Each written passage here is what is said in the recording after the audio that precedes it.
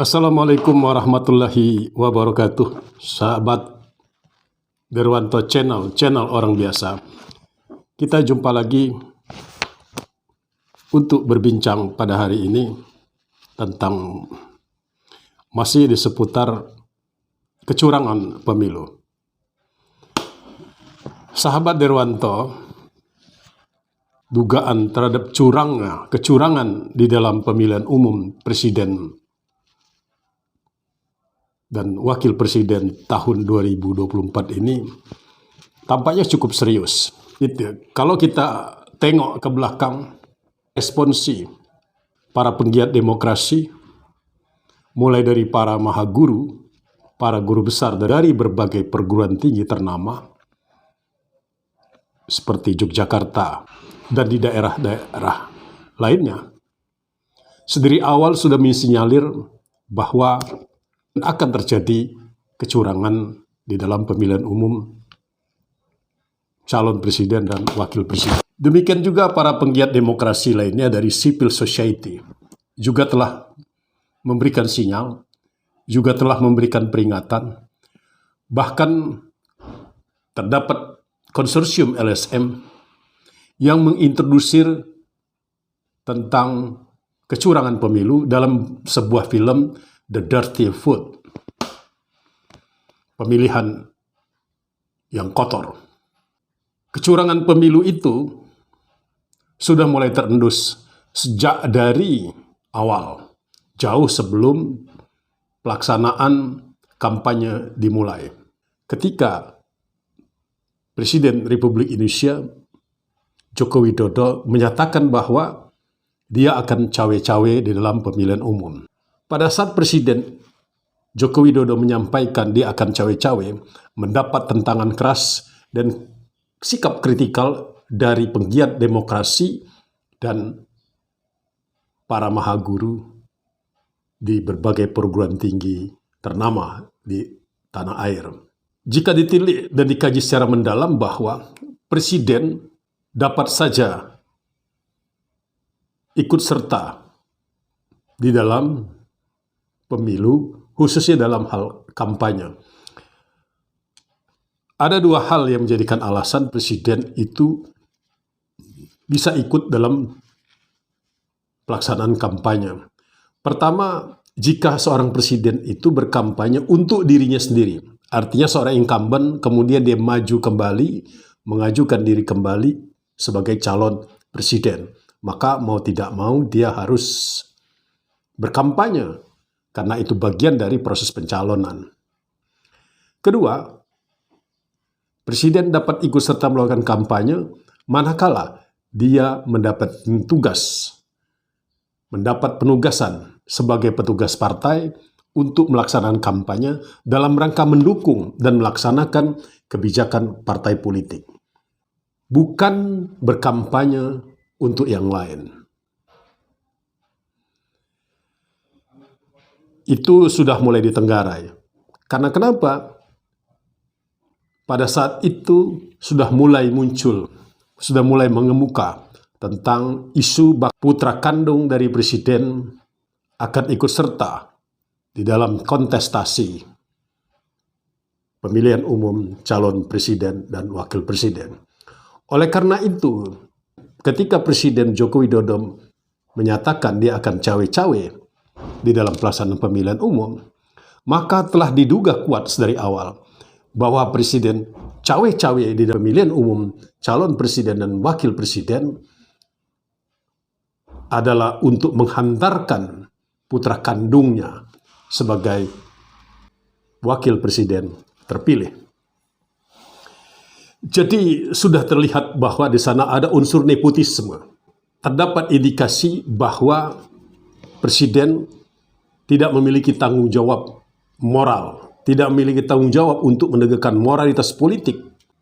Dugaan itu ternyata kemudian di kebelakangan hari terkonfirmasi, yaitu terjadinya pelanggaran kode etik yang dilakukan oleh Ketua Hakim Mahkamah Konstitusi, di mana berdasarkan hasil sidang Majelis Kehormatan Mahkamah Konstitusi bahwa Ketua Mahkamah Konstitusi yang sekaligus merupakan paman dari Gibran Raka Buming Raka terlibat secara aktif dan penuh untuk memimpin gugatan terhadap persyaratan calon wakil presiden. Pelanggaran yang berikutnya yang dilakukan oleh Ketua Mahkamah Konstitusi dan anggota Mahkamah Konstitusi yang lainnya adalah mengambil keputusan telah melampaui kewenangannya. Sebagaimana kita ketahui bahwa Mahkamah Konstitusi kewenangannya sebagai negatif legislator, yaitu menguji undang-undang terhadap undang-undang dasar. Apakah undang-undang itu berkesesuaian atau tidak berkesesuaian terhadap undang-undang dasar. Ketika tidak berkesesuaian, maka hakim Mahkamah Konstitusi bisa membatalkan undang-undang tersebut. Namun putusan Mahkamah Konstitusi justru menambah perasa di dalam persyaratan calon presiden dan wakil presiden bahwa calon presiden harus berusia 40 tahun dengan tambahan dan atau pernah dan sedang menjabat sebagai kepala daerah. Penambahan perasa itu pada saat dilihat pada kondisi pada saat itu di mana yang akan mengajukan sebagai calon wakil presiden usianya belum mencukupi usia 40 tahun dan sedang menjabat kepala daerah, nyata-nyata adalah Gibran Raka Buming Raka. Tidak ada satupun bakal calon wakil presiden di Republik Indonesia ini menjelang pendaftaran pasangan calon presiden dan wakil presiden yang sudah mengemuka ke hadapan publik dengan kualifikasi sedang menjabat wali kota dan belum berusia 40 tahun kecuali Raka Buming Raka. Hal ini bisa dilihat beberapa tayangan video. Sebelum ada putusan Mahkamah Konstitusi, telah beredar berbagai macam baliho dalam ukuran besar. Berikut alat peraga kampanye lainnya seperti kaos dan lain-lain. Dan ini menunjukkan bahwa sudah ada niatan, sudah ada perencanaan pendahuluan dari sang kandidat, anak kandung Presiden Joko Widodo, untuk mencalonkan diri sebagai calon wakil presiden tidak memenuhi persyaratan usia. Kemudian ada terobosan yang melampaui kewenangan yang dilakukan oleh Mahkamah Konstitusi, yaitu penambahan perasa dan atau sedang menjabat kepala daerah. Apapun langkah-langkah yang terkait dengan kampanye yang dilakukan Presiden Joko Widodo akan sangat menguntungkan, baik langsung mau tidak langsung, terhadap Gibran Raka Buming Raka. Karena Joko Widodo adalah orang tua kandung dari Gibran Raka Buming Raka. Secara etik, secara moral, secara konsepsional, terlihat sudah terjadi nepotisme di dalam penyelenggaraan pelaksanaan calon presiden dan wakil presiden. Di dalam pelaksanaan kampanye, ada dugaan kuat bahwa aparat pemerintah turut serta melakukan kampanye calon wakil presiden nomor urut 2 dengan wakilnya saudara Gibran Raka Buming Raka. Dan ini bisa dilihat dari berbagai macam video yang beredar. Bagaimana kepala desa diminta dan diarahkan untuk memilih pasangan calon nomor urut 2. Berikut juga pada saat masa kampanye membagikan, mendistribusikan bantuan sosial berupa sembako, 9 bahan pokok yang dilakukan oleh Presiden. Bisa dilihat dari berbagai tayangan video Presiden beserta Menteri BUMN membuka lapak depan istana. Demikian juga menteri-menteri yang lain di dalam berbagai macam temuan dalam bentuk tayangan video menyatakan bahwa yang bersangkutan membagikan bantuan sosial sembako dan menyatakan bantuan tersebut berasal dari Presiden Joko Widodo, yang sekaligus Presiden Joko Widodo itu adalah orang tua kandung dari Gibran Rakabuming Raka. Sahabat-sahabat Derwanto Channel, sikap netralitas dari Presiden Joko Widodo seharusnya merupakan pilihan yang tidak bisa ditolak. Karena dari awal kita di saat reformasi mengusung untuk melawan, untuk memberantas KKN, korupsi, kolusi, nepotisme. Tetapi justru disadari atau tidak disadari oleh Presiden Joko Widodo, cawe-cawe dalam pemilihan umum presiden, apapun alasannya, karena nepotisme sungguh-sungguh merupakan musuh bagi kita semua di dalam orde reformasi. Kecurangan telah terjadi, mulai dari akal pikirannya, mulai dari arah dan kebijakannya, dan sudah ada persiapan, sudah ada perencanaan pendahuluan, sebuah tindakan pelanggaran kampanye yang sudah direncanakan. Boleh jadi kita tidak sependapat terhadap dugaan perencanaan untuk melakukan pelanggaran dalam pelaksanaan kampanye. Oleh karena itu, bagaimana nanti pertarungan akademik, pertarungan paradigma, pertarungan tentang persoalan sendi-sendi negara yang kini semakin goyah. Para ahli pun akan bersaksi di dalam persidangan Mahkamah Konstitusi.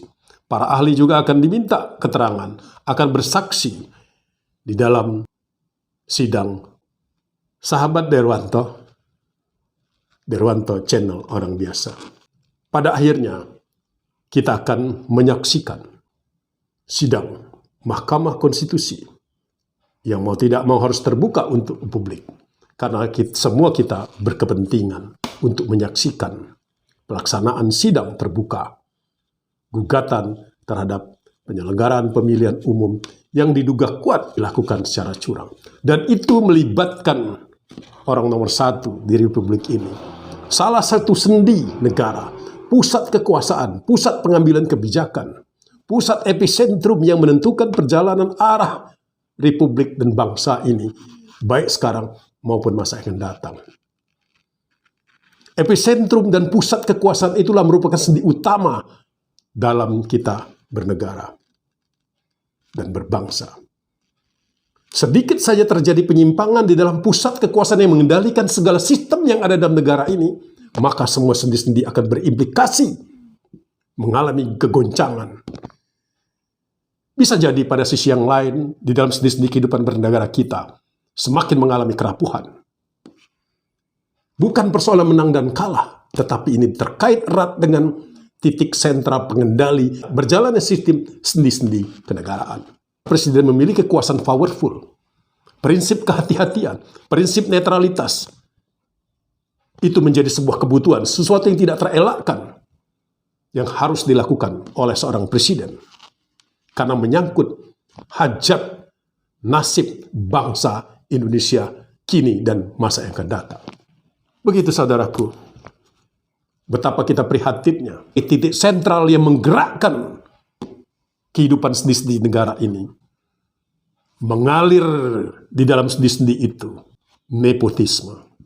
Bagaimana mungkin di dalam sistem kenegaraan, KKN, korupsi, kolusi, nepotisme, sudah masuk ke dalam aliran darah, menjadi watak dalam proses pengambilan kebijakan. Mari kita buktikan. Perdebatan-perdebatan akademik, perdebatan-perdebatan filosofis, perdebatan-perdebatan normatif, perdebatan-perdebatan sosiologis di dalam sidang Mahkamah Konstitusi. Kita akan melihat bagaimana tampilnya para maha guru untuk memberikan kesaksian di dalam sidang Mahkamah Konstitusi.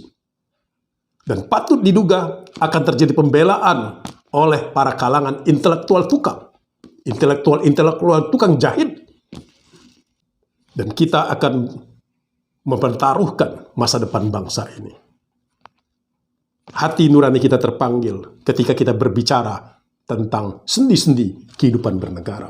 Terlebih ini adalah ketika kita berbicara perilaku, ketika kita mengevaluasi, mensikapi titik sentral pengendali sendi-sendi kehidupan bernegara dan berbangsa.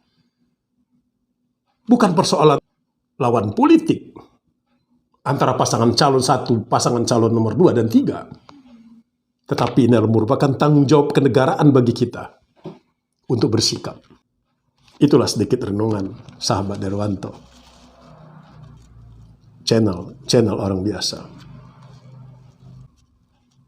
Billahi taufiq wal hidayah. Wassalamualaikum warahmatullahi wabarakatuh.